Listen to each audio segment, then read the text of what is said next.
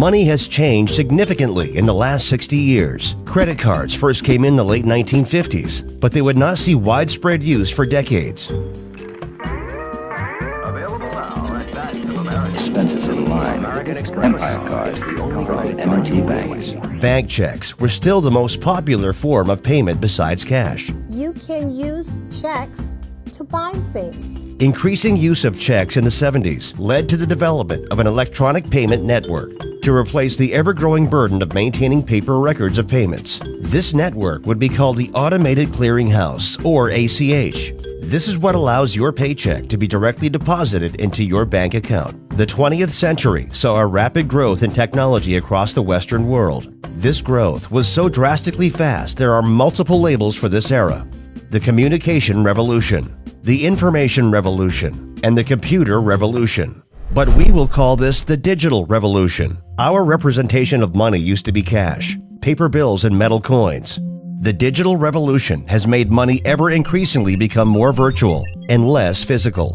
In fact, today, only 8% of the world's currency exists in a physical cash form. Paper money used to be just a representation of the historical money that is gold, because gold has high intrinsic value. This was called the gold standard and was ended for the United States dollar in 1971. With the invention of the internet came some attempts to return to gold-backed currency by representing gold digitally. Two of such attempts were called e-gold and gold money. Though money had become more digital in the late 1900s, there still was not a strictly digital-only currency until the DigiCash company was started by David Chaum in 1990. The new currency was rightly named eCash. eCash, however, did not gain much use. Only one bank in the United States implemented the currency, and just a handful worldwide.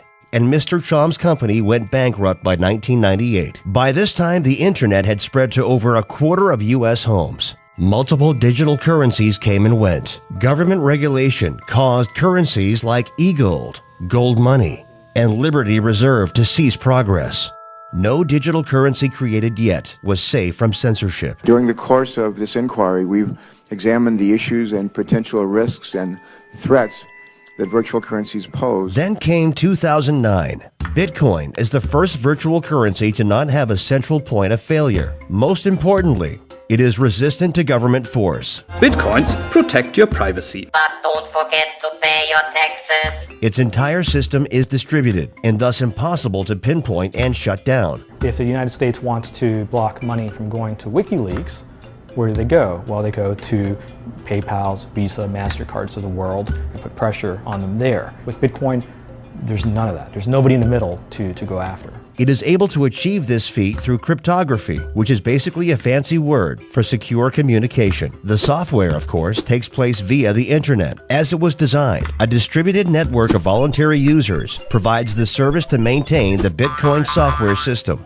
This currency allows you to send a payment to anyone in the world online without using any bank, company, country, government, or otherwise trusted third party. Sending Bitcoin basically works like an email, except that a Bitcoin's unit of value cannot be duplicated. Only a specified number of Bitcoin units will ever be in existence, much unlike the US dollar money supply, which is determined by the Federal Reserve Central Bank. America's money supply has basically doubled in just the past decade, causing prices of goods and services to do the same. After it was released, the first Bitcoins had near zero value because at this time, almost all the users were simply cryptography enthusiasts, computer nerds, playing around with some new and cool piece of software. By May 2010, Bitcoin was beginning to trade in the real world. It is likely the first transaction ever made with the fledgling currency, which began in 2009. This Papa John's pizza might look like an ordinary delivery, but it seems likely to go down in history as the most expensive food of all time.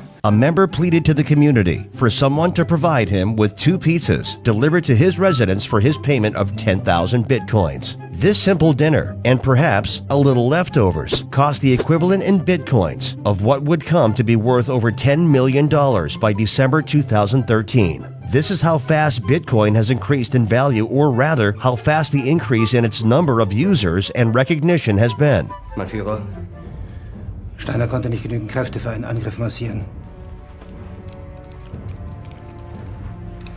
Der Angriff Steiners war ein Befehl! Führer, ich kann nicht zulassen, dass die Soldaten, die für Sie verbringen...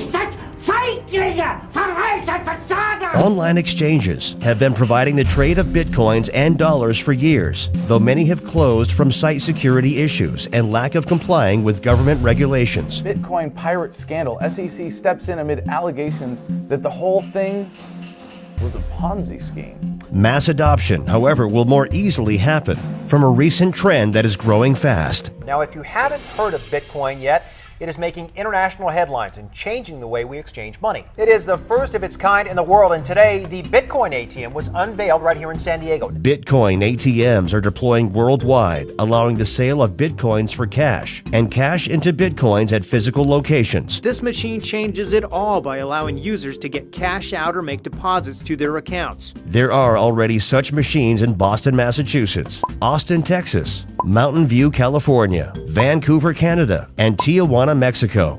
Bitcoin is like the internet in 1994. Few people used it, and even fewer knew how it worked. But it would go on to revolutionize nearly every industry in the world. Digital currencies are set to revolutionize money. Bitcoin is such a versatile software that hundreds of copycat spin-offs have already been created, including Litecoin, Dogecoin, and even Aurora Coin, the cryptocurrency introduced and distributed equally to all citizens of Iceland. It appears that 2014 is the year of Bitcoin and digital currency.